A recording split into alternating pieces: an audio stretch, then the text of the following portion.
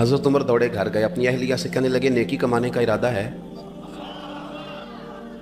اس نے کہا ہے، مقصد سمجھ گئے تھے نا وہ لوگ، بالکل ہے۔ فرمایا جو ضرورت کی چیزیں ولادت کے وقت ہوتی ہیں لے لیں، کچھ گھی لے لیا، کچھ چنے لے لیے، کچھ ضرورت کی چیزیں لے لی، خاتون کو ساتھ لیا۔ یہ خاتون اول کی بات کر رہا ہوں، میں خاتون اول کی بات کر رہا ہوں۔ حضرت فاروق اعظم رضی اللہ تعالیٰ عنہ امیر المومنین ہیں۔ حضرت عمر نے اپنی اہلیہ کو ساتھ لیا، جہاں وہ شخص تھا وہاں آئے، اہلیہ نے حضرت عمر کے ذمہ کام لگایا، آگ جلا لیں، یہ تیل لے لیں، فلاں فلاں چیز گھی میں ڈال لیں، بنانی شروع کر دیں۔ فاروق اعظم نے ہاتھ کے اندر پکڑا ہوا برتن، چمچہ، ڈوئی بھی آخ لی دے، پنجابی ہے نا ہم، تو وہ کام کر رہے ہیں، چلا رہے ہیں، آگ جلا رہے ہیں، خاتون اندر ڈیوٹی کر رہی۔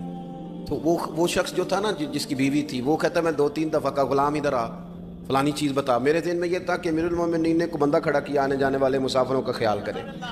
میرے ذہن 2-4 دفعہ میں نے اپنے لفظوں میں بات بھی کہہ دی، لیکن جب اندر میرے بچے کی ولادت ہوئی تو اندر سے میری بیوی بولی اور حضرت عمر کی اہلیہ بولی اور بول کے کہنے لگی امیر المومنین مبارک ہو، آپ کے دوست کو رب نے بیٹا دیا ہے۔